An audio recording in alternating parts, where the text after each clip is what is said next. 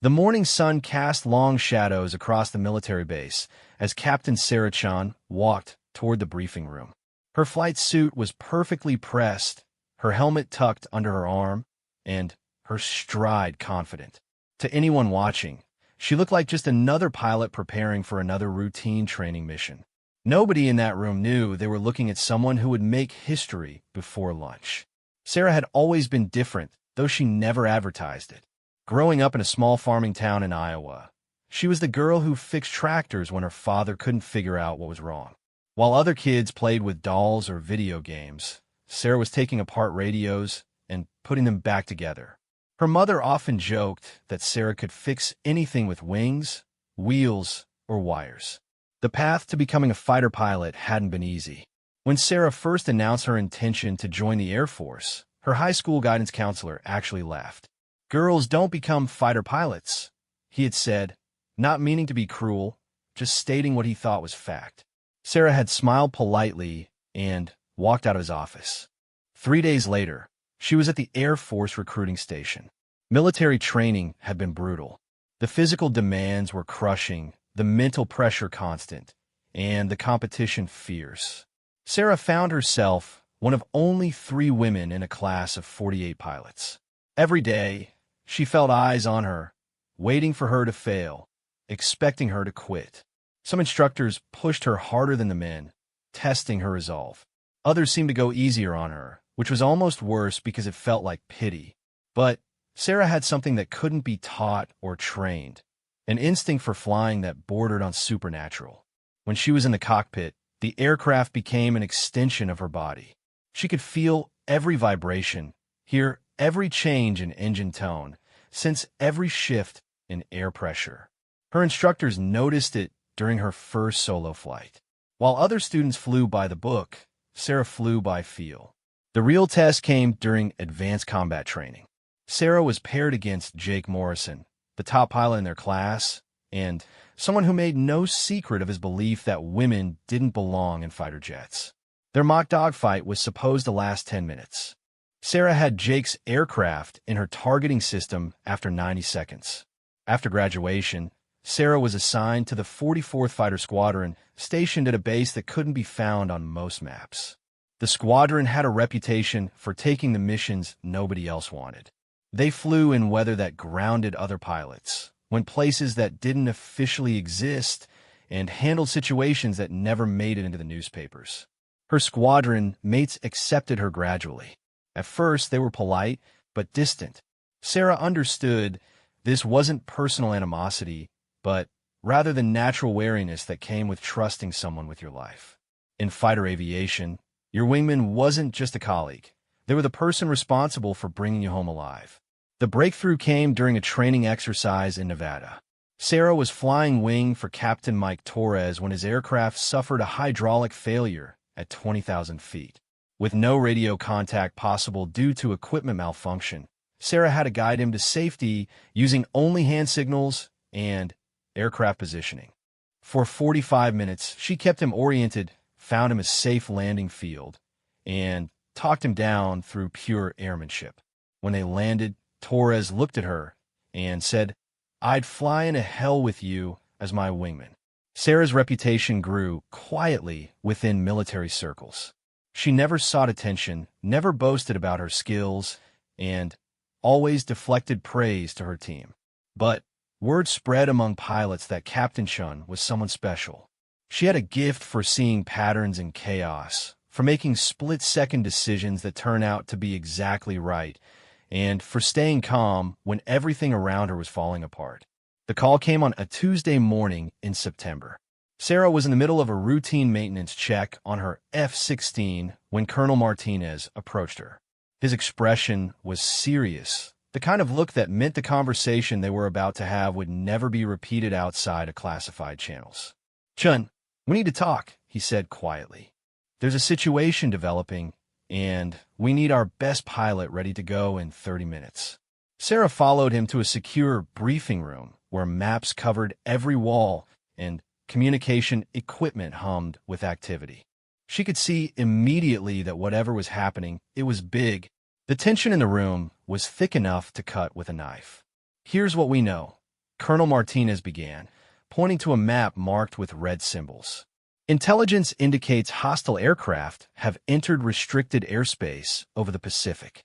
They're not responding to radio calls, they're not following international protocols, and they're heading toward populated areas. Sarah studied the map, her mind already calculating distances, fuel requirements, and tactical options. How many aircraft are we talking about, sir?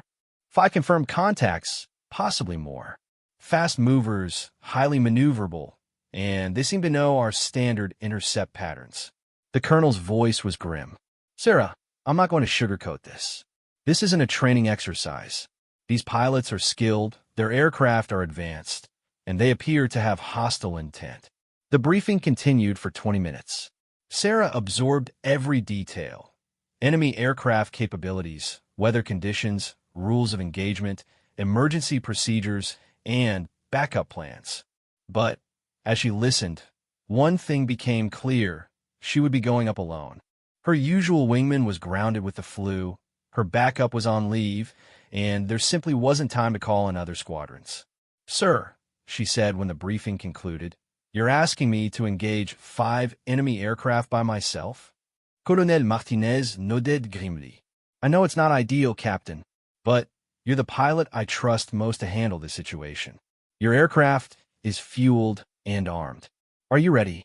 Sarah felt the familiar calm that came over her before dangerous flights. It was like stepping into a different version of herself, one where fear and doubt simply didn't exist. Yes, sir. I'm ready. As she walked toward her aircraft, Sarah's mind was already shifting into combat mode. She reviewed her training, checked her equipment one final time, and ran through various engagement scenarios. The ground crew was waiting by her F-16, their faces showing the same tension she'd seen in the briefing room. They all knew this wasn't routine. Chief Petty Officer Williams, her crew chief, handed her the final systems check. Everything's green, Captain. She's ready to fly and fight. Sarah climbed into the cockpit and began her pre-flight sequence. Each switch, each system, each instrument was checked with methodical precision. This was the routine that had kept her alive through hundreds of flights, and she wasn't about to rush it now, despite the urgency of the situation. As the engine spun up and the aircraft systems came online, Sarah felt the familiar transformation that happened every time she flew. The aircraft became part of her, responding to her thoughts as much as her controls. She was no longer Sarah Chun from Iowa. She was a weapon system with a human brain, perfectly designed for aerial combat. The tower cleared her for takeoff, and Sarah advanced the throttles. The F-16 responded instantly, accelerating down the runway with tremendous force. As the wheels left the ground and she climbed into the clear blue sky, Sarah knew that everything in her life had led to this moment. She had no idea that in 12 minutes, she would make aviation history. She didn't know that her actions would be studied in military academies for decades to come. All she knew was that 5 enemy aircraft were threatening innocent people, and she was the only thing standing between them and their targets. The radio crackled to life as she reached cruising altitude. Ghost One, this is Control. We have confirmed hostile contacts bearing 045, distance 40 nautical miles. They appeared to be in attack formation. Sarah banked her aircraft toward the indicated heading and pushed the throttles forward. Control, Ghost One copies. Proceeding to intercept. As she flew toward what would become one of the most remarkable air battles in military history, Sarah's mind was perfectly clear. She wasn't thinking about being outnumbered 5-1. She wasn't worried about the odds or the danger. She was simply focused on doing her job with the skill and precision that had brought her to this moment. Behind her, the base grew smaller until it disappeared entirely. Ahead of her, 5 enemy pilots were about to discover that they had severely underestimated their opposition. They expected to face standard military responses, predictable tactics, and conventional thinking. Instead, they were about to encounter Captain Sarah Chun, a farm girl from Iowa who happened to be one of the most naturally gifted fighter pilots who had ever lived. And in 12 minutes, The world of military aviation would never be quite the same. The first contact appeared on Sarah's radar screen as a small blip 40 miles away. Within seconds, her sophisticated targeting system identified it as a hostile aircraft, followed quickly by 4 more contacts. The enemy formation was spread in a classic attack pattern, designed to overwhelm a single defender through coordinated assault from multiple angles. Control. Ghost 1 has visual contact with 5 hostiles, Sarah reported, her voice steady despite the adrenaline beginning to course through her system. They're maintaining attack formation, altitude 28,000 feet. Copy, Ghost 1. You're cleared to engage. Repeat, you are cleared to engage. Sarah's training took over completely. Years of preparation, thousands of hours of flight time, and countless simulation exercises have prepared her for exactly this moment. She began what pilots call the dance, a deadly aerial ballet where split-second decisions mean the difference between life and death. The enemy pilots had made their first mistake by assuming they would face multiple aircraft. Their formation was designed to counter a traditional 4-ship flight, with overlapping fields of fire and mutual support. Against a single aircraft, their positioning actually worked against them, creating opportunities for a skilled pilot to exploit. Sarah's second advantage was her aircraft. The F-16 Fighting Falcon was smaller and more maneuverable than most fighter jets. What it lacked in raw power, it made up for in agility and responsiveness. In the hands of an exceptional pilot, it became a weapon of surgical precision. The engagement began at 30,000 feet, with Sarah diving toward the enemy formation at maximum speed. Her plan was audacious in its simplicity. Hit hard, hit fast, and keep moving. Traditional fighter tactics called for measured approaches and coordinated attacks. Sarah was about to throw the rulebook out the window. The lead enemy aircraft detected her approach and began evasive maneuvers. Sarah could see the pilot was skilled, pulling his aircraft through tight turns that would have challenged most pilots. But Sarah wasn't most pilots. She matched his every move, staying locked onto his tail despite G-forces that would have incapacitated lesser-trained aviators. Her first missile launch came at 12 miles, well within the effective range of her air-to-air weapons. The AIM-120 AMRAAM streaked toward its target with deadly accuracy. The enemy pilot tried everything: chaff, flares, violent maneuvering, and electronic countermeasures. None of it worked. The missile found its mark, and the first enemy aircraft disappeared in a ball of flame and smoke. Splash 1, Sarah reported, already turning her attention to the remaining 4 aircraft. 4 hostiles remaining. The enemy formation immediately scattered, abandoning their coordinated approach in favor of individual survival. This was exactly what Sarah had hoped would happen. For separate aircraft were much easier to handle than one coordinated formation. The second engagement occurred at close range, what pilots call knife fighting distance. Sarah found herself in a turning battle with 2 enemy aircraft that had attempted to bracket her position. The 3 jets spiraled around each other in a deadly vertical dance, each pilot trying to gain the angle advantage needed for a successful shot.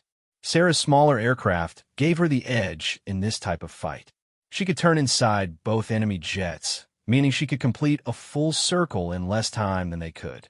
After 3 full rotations, she had positioned herself behind the trailing aircraft. Her second missile launch was from point-blank range, giving the enemy pilot no time to react. The aircraft exploded so close to Sarah's position that she had to fly through the debris field. Splash 2, she called out, immediately pulling into a climb to avoid the 3rd aircraft that was diving on her position.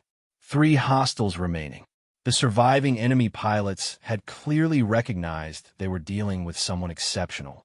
Their tactics shifted from aggressive attack to defensive maneuvering. They were no longer trying to complete their original mission. They were simply trying to survive long enough to escape.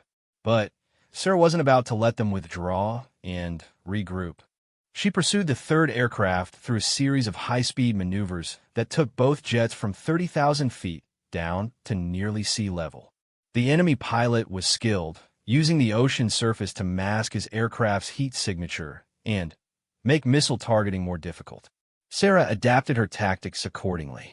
Instead of relying on long-range missiles, she closed the gun range and engaged with her aircraft's internal cannon. At 500 miles per hour, flying barely 100 feet above the ocean's surface, she lined up her shot and fired a 3-second burst. The armor-piercing rounds found their target, and the third enemy aircraft crashed into the Pacific Ocean. Splash 3, Sarah reported, pulling into a steep climb to regain altitude. 2 hostiles remaining. The final 2 enemy aircraft had used the time during Sarah's low-level engagement to position themselves for what they hoped would be a decisive attack. They had climbed to 40,000 feet and were diving on Sarah's position with the sun behind them, making visual detection nearly impossible. But Sarah's radar had detected their approach, and she was ready for them. As the 2 aircraft screamed down from above, Sarah performed what would later be called one of the most spectacular maneuvers in air combat history. She rolled her aircraft inverted and pulled into a vertical climb, meeting the diving aircraft head-on. The 3 jets passed each other at a combined speed of over 1,500 miles per hour. In that split second of opportunity, Sarah fired 2 missiles simultaneously, each targeted at a different aircraft. Both enemy pilots had committed to their diving attack and couldn't maneuver effectively to avoid the incoming weapons. The 4th aircraft took a direct hit and broke apart immediately. The 5th aircraft was damaged but still flying, its pilot desperately trying to reach friendly territory before his damaged systems failed completely. Sarah wasn't about to let him escape. She pursued the limping aircraft for 40 miles, staying just outside his defensive weapons range while monitoring his attempts to call for help. When it became clear that the enemy aircraft was too damaged to pose any further threat, Sarah made a decision that demonstrated both her tactical brilliance and her humanity. Instead of delivering a final killing shot, she moved into a position where the enemy pilot could see her clearly. Using internationally recognized hand signals, she indicated that he should eject from his aircraft. The enemy pilot, recognizing that a situation was hopeless and that his opponent was offering him a chance to live, activated his ejection seat. As the pilot descended safely under his parachute, Sarah fired her final missile into the now unmanned aircraft, ensuring it couldn't be recovered or pose any danger to shipping in the area. Splash 5, she reported. All hostile aircraft neutralized. Enemy pilot is safely in the water and transmitting emergency signals. The silence that followed her report lasted nearly 10 seconds. In control rooms across the military network, officers stared at their screens in disbelief. One pilot had just single-handedly defeated 5 enemy aircraft in what could only be described as a perfect air combat engagement. Ghost 1, Control. Please repeat your last transmission. Control. Ghost 1 confirms 5 hostile aircraft destroyed. Threat is eliminated. Requesting permission to return to base. Permission granted, Ghost 1. Outstanding work. As Sarah turned her aircraft toward home, she began to process what had just happened. 12 minutes ago, she had been facing impossible odds against skilled enemy pilots in advanced aircraft. Now, all 5 enemy jets were destroyed, their mission failed, and she was flying home without a scratch on her aircraft. The flight back to base gave Sarah time to replay the engagement in her mind. Every decision, every maneuver, every shot had been executed with precision that surprised even her. She had flown better than she ever had before, pushing both herself and her aircraft to their absolute limits. But Sarah's thoughts weren't focused on her personal achievement. Instead, she was thinking about the enemy pilots she had spared. In the heat of combat, it would have been easy to deliver a killing shot. The fact that she had chosen mercy over vengeance said something important about who she was as both a pilot and a person. As her base appeared on the horizon, Sarah could see aircraft and vehicles gathered around the runway. Word of the engagement had clearly spread, and it looked like every person on the base was waiting for her return. She smiled slightly, knowing that her quiet, anonymous career was about to become very public indeed. The landing was perfect, as smooth as if she had just completed a routine training flight. As Sarah taxied toward the flight line, she could see Colonel Martinez standing with a group of officers she didn't recognize. Their uniforms indicated high rank, the kind of people who usually had better things to do than watch individual pilots return from missions. Sarah shut down her aircraft's systems and climbed out of the cockpit. The ground crew was waiting with expressions of awe and respect that she had never seen before. Chief Williams approached her with a smile that could have lit up the entire base. "Captain," he said, his voice filled with pride, "that was the most incredible thing I've ever seen on radar. 5 kills in 12 minutes? That's not just outstanding flying. That's legendary." Sarah removed her helmet and ran her hand through her hair. "Just doing my job, Chief." The aircraft performed perfectly. "Ma'am," Williams replied, "the aircraft was just a tool. What happened up there today was pure pilot skill." As Sarah walked toward the debriefing area, she could feel the eyes of every person on the base following her. The quiet farm girl from Iowa, who had always preferred to blend into the background, was about to discover that some achievements are impossible to hide. The real impact of what she had accomplished wouldn't become clear until much later. Military historians would study her tactics. Future pilots would learn her maneuvers. And somewhere in enemy territories around the world, military planners would be forced to completely rethink their assumptions about American fighter capabilities. But at that moment, Sarah was simply relieved to be alive and proud that she had protected innocent people from harm. Everything else, the attention, the recognition, the changes that were about to come to her life, would have to wait until after the debriefing was complete. The debriefing room was packed with more people than Sarah had ever seen for a single mission review. Colonel Martinez sat at the head of the table, flanked by officers whose rank insignia indicated they had traveled from very high places in the military hierarchy. The atmosphere was electric with tension and excitement. "Captain Chen," Colonel Martinez began, "what you accomplished today has never been done before in the history of air combat. A single pilot defeating 5 enemy aircraft in 12 minutes isn't just exceptional, it's unprecedented." Sarah sat quietly, still processing the reality of what had happened. The detailed mission replay was displayed on multiple screens around the room, showing her aircraft's path, enemy positions, and the precise timeline of each engagement. Watching it from the outside, even she found it difficult to believe. "Sir," Sarah said, "I need to emphasize that this was only possible because of exceptional aircraft maintenance, perfect intelligence, and ideal weather conditions. The success belongs to the entire team." General Patricia Morrison, a woman whose reputation for strategic brilliance was known throughout the military, leaned forward. "Captain, we've all reviewed the footage and telemetry data. What we witnessed today wasn't just good teamwork or favorable conditions. This was individual pilot skill operating at a level that redefines what we thought was possible." The room fell silent as General Morrison continued. "Your tactical decisions were flawless. Your aircraft handling was beyond textbook perfect. And perhaps most impressively, your judgment under extreme pressure showed maturity and wisdom that takes most pilots decades to develop." Sarah felt uncomfortable with the praise. She had been raised to believe that doing your job well was simply expected, not something deserving of special recognition. "General, I was trained for exactly this type of situation. The outcome was the result of that training." "Captain," interrupted Admiral Chun, no relation, despite the shared surname, "I've been flying military aircraft for 30 years. I've commanded fighter squadrons, trained elite pilots, and participated in some of the most challenging air operations in modern history. What you did today was not just training. It was artistry." The technical debriefing continued for 3 hours. Every second of the engagement was analyzed, every decision questioned, every maneuver examined. Sarah answered hundreds of questions with patience and precision, walking the assembled officers through her thought process at each critical moment.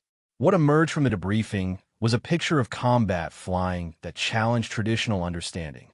Sarah had broken several established rules of engagement, improvised tactics that didn't exist in any manual and made split-second decisions that turn out to be tactically brilliant. The enemy pilots were clearly skilled, noted Colonel James Park, an intelligence specialist. Their aircraft were state-of-the-art, their formation flying was excellent, and their initial positioning showed sophisticated understanding of air combat doctrine. They should have one. Sarah nodded. They flew well. Their mistake was treating this as a conventional engagement. Once I realized they were expecting standard tactics, I could exploit their assumptions. Explain what you mean by that, General Morrison requested. Sarah stood and moved to the tactical display. Here, she said, pointing to the initial engagement, they positioned themselves to counter multiple aircraft. When I attacked alone, their mutual support became a liability. They were covering empty sky while I was free to maneuver. She traced her flight path through the subsequent engagements. Each time they tried to coordinate, I disrupted their timing. Instead of fighting 5 aircraft as a unit, I forced them to fight as 5 individual pilots. That completely changed the odds. Admiral Chen shook his head in amazement. You're describing tactics that don't exist in any training program. How did you know these approaches would work? Sarah was quiet for a moment, searching for words to explain something that had felt instinctive. Flying has always been intuitive for me. When I'm in a cockpit, I can sense things that don't show up on instruments. The way another aircraft moves tells me what the pilot is thinking. I can feel when they're about to turn, when they're getting desperate, when they're making mistakes. The room was completely silent. What Sarah was describing wasn't standard pilot training. It was a natural ability that couldn't be taught or replicated. Dr. Elizabeth Hartman, a military psychologist who had been quietly observing, finally spoke. Captain, what you're describing sounds like what we call tactical intuition, the ability to process complex information subconsciously and arrive at correct decisions without conscious analysis. It's extremely rare and usually takes decades to develop, if it develops at all. Over the following days, Sarah found her life transformed in ways she had never anticipated. The engagement had been classified at the highest levels, but word inevitably spread throughout military circles. Pilots who had never spoken to her before approached her with respect that bordered on awe. The requests began almost immediately. Test pilot programs wanted her expertise in evaluating new aircraft designs. Military academies invited her to lecture on advanced combat tactics. Foreign allies requested training exchanges to learn her methods. Sarah declined most of these opportunities. She had no interest in fame or recognition. She simply wanted to continue doing the job she loved. But Colonel Martinez made it clear that her preferences would only be considered up to a point. Sarah, he said during a private meeting a week after the engagement, you've become a strategic asset. Your skills represent a capability that could influence national security. Like it or not, you're no longer just another pilot. The first major change came in the form of a new assignment. Sarah was transferred to a special operations squadron that didn't officially exist. Their missions took them to places that weren't on maps, engaging in operations that never appeared in newspapers. Her new squadron mates were unlike any pilots she had worked with before. Each had been selected for exceptional skills in specific areas: night flying, electronic warfare, precision bombing, reconnaissance. Sarah quickly realized she was being integrated into a team of specialists who handled situations considered impossible for conventional forces. The training was unlike anything she had experienced.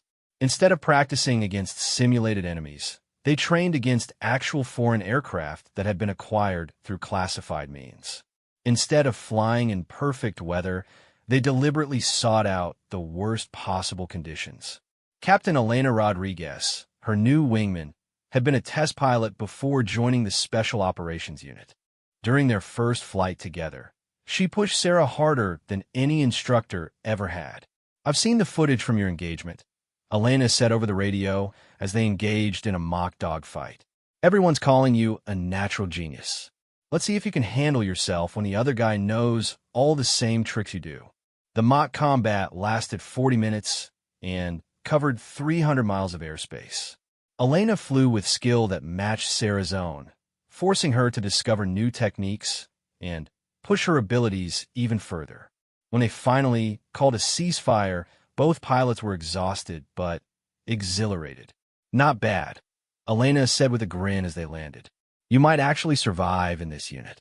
Sarah's reputation continued to grow within the Black operations community. Stories spread of training exercises where she had defeated instructors with decades more experience, of night missions completed in weather that should have grounded all aircraft, of precision strikes accomplished under conditions that defied possibility. But with recognition came scrutiny. Sarah found herself subjected to psychological evaluations, medical tests, and security investigations that went deeper than anything she had experienced before. Military researchers wanted to understand how her abilities worked, hoping to identify and train other pilots with similar potential. Dr. Michael Foster, a neuroscientist studying exceptional human performance, spent weeks analyzing Sarah's brain activity during simulated flight operations. His findings were both fascinating and unsettling. Captain Chin's brain processes spatial information in ways we've never documented before, he explained to a select group of military officials. When she's flying, multiple regions that normally operate independently begin working in perfect synchronization. It's as if her entire cognitive system reorganizes itself for optimal aircraft control. The implications were significant. If Sarah's abilities could be understood and replicated, it might be possible to create a new generation of pilots with unprecedented capabilities. Military advantage in the air could shift dramatically in favor of whoever mastered these techniques first. But Sarah herself remained focused on simpler goals. She wanted to fly, to protect innocent people, and to serve her country effectively. The scientific analysis and strategic implications were interesting, but secondary to the basic satisfaction she found in doing her job well. Her next combat mission came 3 months after a famous engagement. Intelligence had identified a high-value target in a location considered impossible to reach by conventional means. The target was protected by advanced air defenses, surrounded by hostile territory, and accessible only through a narrow flight corridor that would expose attacking aircraft to devastating firepower. Sarah studied the mission parameters with characteristic thoroughness. The approaches that had been attempted by other units had all failed. Aircraft had been lost, pilots had been captured, and the target remained operational despite multiple attempts to eliminate it. "This isn't a suicide mission," Colonel Martinez assured her during the briefing. "But it's close. We're asking you to attempt something that every simulation says is impossible." Sarah examined the intelligence photographs and tactical assessments. The target was indeed heavily protected, with multiple layers of defense systems that could track and engage aircraft from dozens of miles away. A conventional approach would result in certain destruction. But Sarah's mind was already working on the problem from unconventional angles. What if the approach wasn't made at high altitude, where radar coverage was complete? What if the timing coincided with known patterns in enemy patrol schedules? What if the attack came from a direction that defensive systems weren't designed to cover? "I'll need to study this more thoroughly," she told the briefing team. "But I think it might be possible." Over the next 2 weeks, Sarah developed an approach that combined elements from her famous 5-aircraft engagement with new techniques specifically designed for this mission. The plan was audacious, requiring precise timing, perfect weather conditions, and flawless execution. When the mission was finally approved, Sarah felt the same calm focus that had carried her through her previous engagement. She had prepared as thoroughly as possible. Her aircraft was in perfect condition, and her support team had provided everything she needed for success. As she walked toward her aircraft on the morning of the mission, Sarah reflected on how much her life had changed. 6 months ago, she had been an anonymous pilot in a standard fighter squadron. Now she was being asked to accomplish missions that redefined the boundaries of possibility. But fundamentally, nothing had changed at all. She was still the farm girl from Iowa who loved to fly, who wanted to protect innocent people, and who believed that doing your job well was the highest form of service. Everything else was just circumstances. The engines spun up with their familiar roar, and Sarah felt the transformation that always came with flight. Personal concerns disappeared, external pressures faded away, and she became one with her aircraft. In a few hours, she would either accomplish the impossible or become another casualty in a war that most people didn't even know was being fought. As her aircraft lifted off the runway and climbed into the morning sky, Sarah was already focused entirely on the mission ahead. The farm girl who had once fixed tractors was about to attempt something that would either secure her place in military history or end her story entirely. Sarah's aircraft cut through the pre-dawn darkness at barely 200 feet above the ocean surface. Flying this low, she was invisible to most radar systems, but also completely dependent on her instruments and reflexes. One moment of inattention, one small miscalculation, and she would become another aircraft lost to the sea.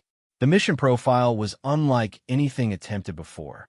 Instead of the traditional high-altitude approach that enemy defenses were designed to counter, Sarah was skimming the waves at 500 miles per hour, using the Earth's curvature to mask her approach until the very last moment. Her target was a heavily fortified installation that intelligence sources indicated was being used to coordinate attacks against civilian populations. Previous attempts to eliminate it had failed because conventional approaches were detected while still dozens of miles away, giving defenders time to activate sophisticated countermeasures. Sarah's plan was to appear on enemy radar screens at the same moment her weapons reached their target. She would have perhaps 30 seconds of exposure before defensive systems could engage her aircraft. Success would depend on perfect timing, flawless navigation, and weapons accuracy that left no room for error. The flight path took her through international waters for nearly 400 miles before turning toward the target. Navigation waypoints flashed past on her instruments as she maintained precise course headings despite flying in complete darkness. Her aircraft's terrain-following radar painted a picture of the ocean surface just ahead, automatically adjusting her altitude to maintain consistent clearance. At exactly 0347 hours, Sarah began her final approach. The target was still 60 miles ahead, hidden beyond a coastal mountain range that provided natural protection against conventional air attacks. Her route would take her through a narrow valley that enemy intelligence probably considered impossible for high-speed aircraft navigation. Sarah climbed to exactly 800 feet as she crossed the coastline, threading her aircraft between mountain peaks that rose on both sides like massive stone walls. Her speed increased to nearly 600 miles per hour as she descended into the valley, following a twisting path that required constant corrections to avoid impact with the surrounding terrain. The valley floor rushed past beneath her aircraft in a blur of shadows and rock formations. Sarah's hands moved constantly on the controls, making tiny adjustments to keep her aircraft centered in the narrow corridor. At this speed, even a small navigation error would result in immediate destruction against the valley walls. Her weapons systems came online as she approached the target area. Intelligence photographs had shown her exactly where to aim. A concrete structure built into the mountainside, protected by multiple layers of defensive systems, but vulnerable to precision attack if approached from the correct angle. Sarah's first indication that she had achieved complete surprise was the absence of defensive fire as she emerged from a valley. Enemy radar operators had been monitoring traditional approach routes, while she approached from a direction they considered impossible. By the time their systems detected her presence, she was already within weapons range. The target appeared on her heads-up display exactly where intelligence had indicated it would be. Sarah's weapons lock was instantaneous, her missile firing sequence executed with mechanical precision. 2 precision-guided bombs separated from her aircraft and streaked toward their target, while Sarah immediately began evasive maneuvering. The explosions lit up the mountainside like miniature suns. Secondary explosions followed as stored munitions and fuel supplies ignited. Within seconds, the installation that had survived dozens of previous attacks was completely destroyed. But Sarah's mission was only half complete. Now she had to escape from airspace that was rapidly filling with enemy aircraft scrambled in response to the attack. Her surprise advantage was gone, and she was flying alone over hostile territory with enemy pilots who would shoot to kill. The chase began immediately. Sarah's aircraft-mounted warning systems detected multiple radar signatures converging on her position from 3 different directions. She was outnumbered at least 6-1, flying over terrain she didn't know, with fuel supplies that would limit her maneuvering options. Sarah's escape route took her back through the valley, but this time she was flying in the opposite direction while enemy aircraft attempted to intercept her from above. The valley walls that had provided concealment during her approach now became a trap that limited her evasive options. The first enemy aircraft appeared as she exited the valley, diving from high altitude in an attempt to cut off her escape route. Sarah's response was immediate and devastating.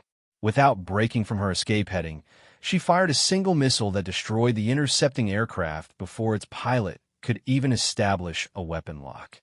2 more enemy aircraft appeared on her radar, approaching from different angles in a coordinated intercept attempt.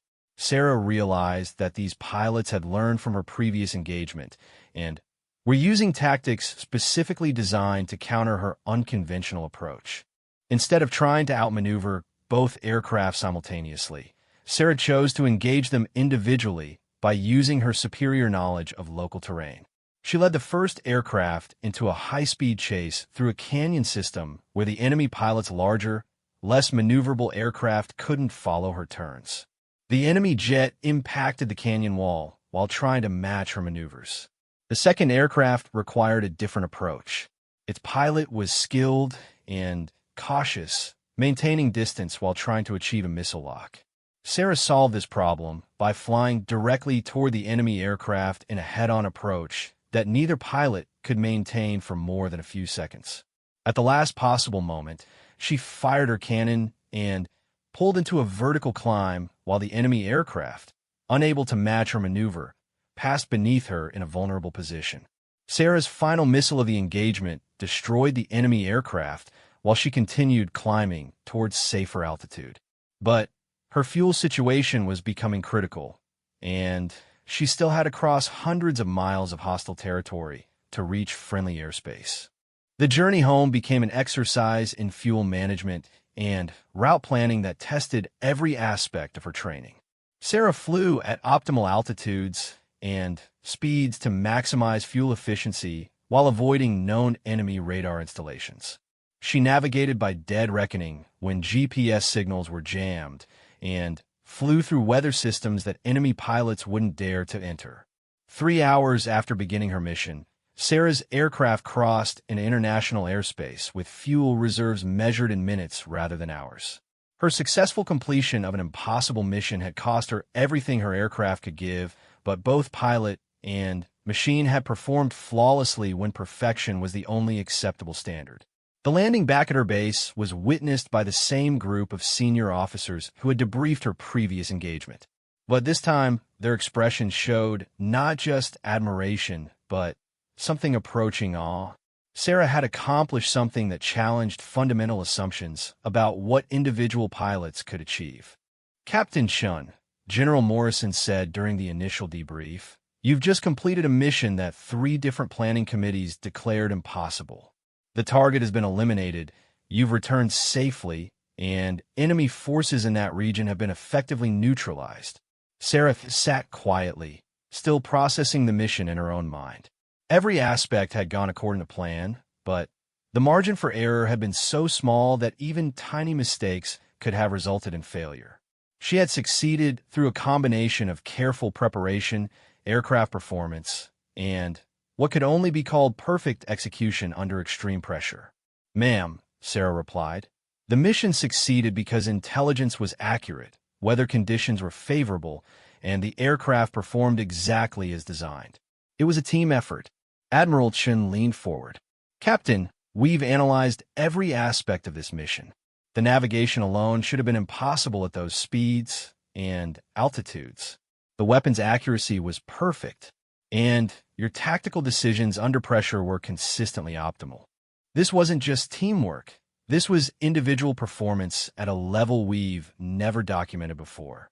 Over the following weeks, Sarah learned that her mission had accomplished far more than the elimination of a single target. The psychological impact on enemy forces was enormous. If one pilot could penetrate their most heavily defended positions and escape without loss, what else might be possible? Enemy tactical doctrine began shifting toward defensive postures as they struggled to counter capabilities they didn't understand. Sarah's own life continued evolving in directions she hadn't anticipated. The Special Operations Squadron she now called home operated with a level of autonomy that regular military units never experienced. Their missions were selected by committees that included intelligence chiefs, strategic planners, and political leaders whose names never appeared in newspapers. Her fellow pilots in the special unit treated her with respect that had evolved into something resembling reverence. Captain Rodriguez, her wingman, admitted during a training flight that Sarah's capabilities had changed how she thought about the limits of human performance. "Before flying with you," Elena said, "I thought I understood what excellent piloting looked like. Now I realize I was seeing maybe 10% of what's actually possible. You don't just fly aircraft. You make them do things they weren't designed to do." Sarah's training regimen intensified as military researchers attempted to understand and enhance her abilities. She spent hours in advanced simulators that recreated historical air battles, allowing her to test different approaches against some of the most skilled pilots in aviation history. Without exception, she developed tactics that improved upon accepted optimal strategies. Dr. Foster's neurological studies revealed that Sarah's brain activity during flight showed patterns unlike anything in the scientific literature. Her ability to process multiple complex information streams simultaneously while maintaining perfect situational awareness appeared to represent a new form of human cognitive enhancement. We're seeing neural efficiency levels that suggest Captain Chen's brain has somehow rewired itself for optimal aircraft control, Dr. Foster explained to a gathering of military researchers. The implications extend far beyond aviation. She's demonstrating cognitive abilities that could revolutionize how we understand human potential. But Sarah remained focused on the practical aspects of her work. Each mission brought new challenges that required innovative solutions. She was developing techniques that had no names because they had never been attempted before. Her aircraft was being modified with experimental systems that could only be operated by someone with her unique skills. The requests for her involvement came from the highest levels of government. Intelligence agencies wanted her for reconnaissance missions that regular pilots couldn't complete. Special operations forces needed air support in situations where conventional aviation would be ineffective. International allies were requesting training exchanges to learn from her methods. Sarah accepted the missions that aligned with her core principles, protecting innocent people and serving her country's interests. She declined opportunities that seemed focused more on demonstrating power than accomplishing meaningful objectives. Her commanders learned to respect these decisions because they recognized that Sarah's judgment had become as valuable as her flying skills. The young woman who had once fixed farm tractors in Iowa had become something unprecedented in military history. A single pilot whose capabilities could influence strategic planning at the national level. But she carried this responsibility with the same humble determination that had brought her through flight school and shaped her approach to every challenge she had faced. As Sarah prepared for her next mission, she reflected on how much had changed since that first 5-aircraft engagement. She was no longer proving that she belonged in military aviation. She was defining what military aviation could become. The farm girl who had always been different was finally in a place where different was exactly what the world needed. 2 years had passed since Sarah's first legendary engagement, and her reputation had evolved far beyond military circles. In classified briefings around the world, her name appeared in strategic planning documents. Military academies taught courses analyzing her techniques. Aircraft manufacturers consulted her input when designing next-generation fighter systems. But fame, even classified fame, came with complications Sarah had never anticipated. She found herself at the center of bureaucratic battles between different branches of the military, each wanting to claim her expertise for their own operations. Intelligence agencies competed for her services. Foreign allies requested her involvement in their most sensitive missions. Sarah's response to these pressures remained characteristically direct. She continued accepting missions based on their merit rather than their political importance. She trained with whoever could challenge her skills most effectively. And she maintained the same humble perspective that had shaped her since childhood, despite achievements that were reshaping military aviation doctrine. Her most challenging assignment came in the form of an urgent request from NATO allies facing an unprecedented threat. Intelligence sources had identified a rogue military unit operating advanced aircraft in a region where international law was being systematically ignored. Civilian populations were under attack, refugee columns were being targeted, and conventional military responses had proved ineffective. The briefing took place in a secure facility that Sarah had never seen before. Representatives from 7 different nations sat around a conference table covered with classified documents and satellite photographs. The atmosphere was tense with the kind of urgency that meant people were dying while they talked. Captain Shun, began General Morrison, who had traveled specifically for this meeting, we're facing a situation that requires capabilities beyond what conventional forces can provide. The enemy is using tactics and technology that counter everything we've tried so far. Sarah studied the intelligence photographs spread across the table. The images showed aircraft wreckage, destroyed refugee camps, and tactical positions that indicated highly skilled adversaries with advanced equipment. This wasn't a routine mission. It was a situation that could escalate into broader international conflict if not resolved quickly. What makes this different from previous operations? Sarah asked, though she suspected she already knew the answer. Colonel James Harper, a British intelligence specialist, answered her question. The enemy pilots are exceptionally skilled. We believe they've studied your previous engagements extensively and developed specific countermeasures. They're flying in formations designed to neutralize single aircraft attacks. Their equipment includes electronic warfare systems that can disrupt standard targeting and communication systems. Sarah absorbed this information with growing interest rather than concern. An enemy that had studied her methods and developed counters represented exactly the kind of challenge that pushed her abilities to their limits. This wouldn't be a repeat of her previous successes. It would require completely new approaches. How many aircraft are we talking about? She asked. Intelligence suggests a squadron-sized unit, replied General Morrison. 12 to 16 aircraft operated by pilots with extensive combat experience. They're flying coordinated missions with overlapping coverage that makes individual targeting extremely difficult. Sarah spent the next week preparing for what would become her most complex mission. Unlike her previous solo operations, this situation required her to engage a large, coordinated enemy force that had specifically prepared to counter her tactics. Traditional approaches wouldn't work. She would need to develop entirely new methods.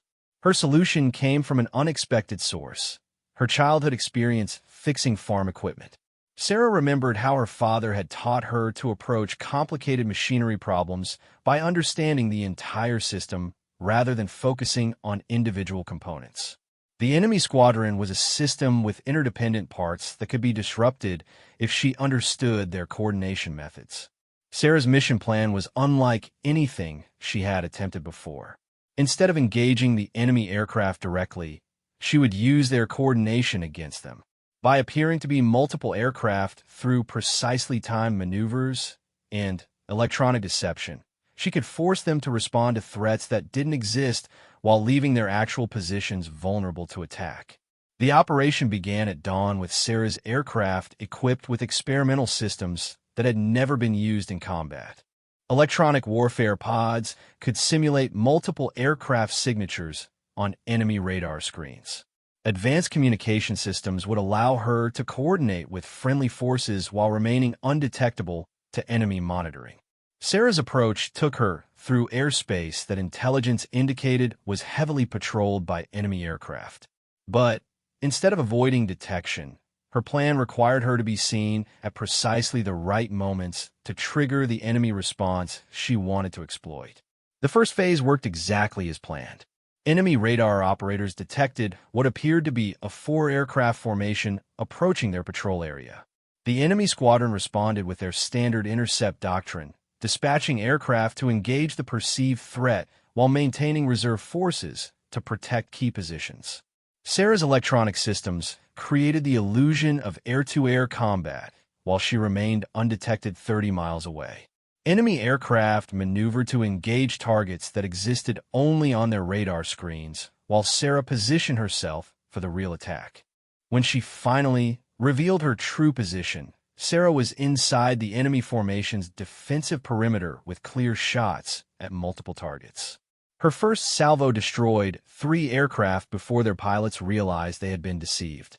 The remaining enemy aircraft found themselves scattered across hundreds of miles of airspace, their coordination broken by their response to phantom threats.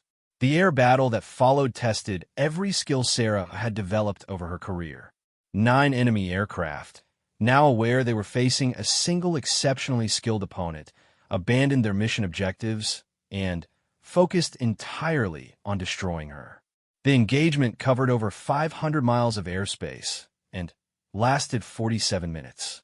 Sarah's tactics evolved continuously throughout the fight. Each time the enemy pilots adapted to her methods, she developed new approaches that exploited their assumptions. She used terrain features that weren't on their maps, weather conditions that their training hadn't prepared them for, and maneuvers that pushed her aircraft beyond its published performance limits. One by one, enemy aircraft fell to her weapons. Some were destroyed by missiles fired from impossible angles. Others were eliminated through cannon fire delivered during split-second opportunities. Several enemy pilots chose to eject from their aircraft rather than continue fighting an opponent who seemed to anticipate their every move. When the engagement finally ended, Sarah had eliminated the entire enemy squadron while suffering only minor damage to her own aircraft. More importantly, she had accomplished this while protecting friendly ground forces and civilian populations that had been under constant attack. The international response to Sarah's mission was unprecedented. NATO allies publicly acknowledged that a single pilot had accomplished what conventional forces had been unable to achieve. Enemy forces in the region ceased operations entirely, apparently unwilling to face someone whose capabilities they couldn't counter. But the personal cost of Sarah's growing reputation was becoming evident. She found herself isolated from normal military life by security requirements that treated her as a strategic asset rather than a person. Her movements were restricted, her communications monitored, and her personal relationships complicated by the classified nature of her work. Sarah's response to these pressures revealed the strength of character that had always defined her approach to challenges. Instead of resenting the restrictions, she used her influence to improve training and support for other pilots. She developed teaching methods that helped average aviators improve their skills significantly, even if they couldn't match her exceptional abilities. Her technical innovations were incorporated into aircraft design and pilot training programs worldwide. Military aviation doctrine was rewritten to include principles she had discovered through combat experience.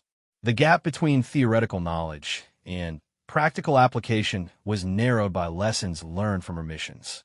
Most importantly, Sarah maintained her focus on the fundamental purpose of her work: protecting innocent people from harm. Each mission was evaluated based on its humanitarian impact rather than its strategic value.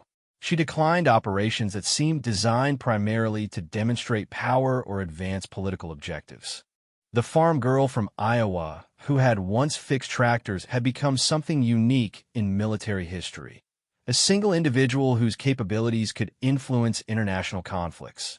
But she carried this responsibility with the same humility and determination that had shaped her approach to every challenge she had faced. As Sarah prepared for her next mission, she reflected on the journey that had brought her to this point. She had never sought fame or recognition. She had simply wanted to fly and serve her country. The extraordinary nature of her abilities had been revealed through circumstances beyond her control, but her response to those circumstances had been entirely her own choice. The young woman who had always been different had found her place in a world that needed exactly the kind of difference she represented. Her story was far from over, but it had already demonstrated that individual excellence, guided by strong principles and supported by exceptional training, could overcome seemingly impossible odds. Sarah's legacy was already being written in the improved capabilities of pilots she had trained, the lives saved by missions she had completed, and the fundamental changes in how military aviation approached seemingly impossible challenges. She had proved that the boundaries of human potential were far more flexible than anyone had previously believed. The quiet farm girl who had once surprised a guidance counselor by announcing her intention to become a fighter pilot had done far more than achieve her childhood dream. She had redefined what fighter pilots could accomplish and inspired a new generation of aviators to reach for achievements that previous generations would have considered impossible. As her aircraft lifted off for another mission that would push the boundaries of what single pilots could achieve, Sarah felt the same calm focus that had carried her through every flight. The technical details would be different, the challenges would be unique, but the fundamental satisfaction of doing important work exceptionally well remained constant. The farm girl who had always been different was exactly where she belonged, at the cutting edge of human capability, serving purposes larger than herself, and proving every day that individual excellence could make a difference in a complex and often dangerous world. Her story continued to unfold with each mission, each innovation, and each life saved by her exceptional abilities guided by unwavering principles.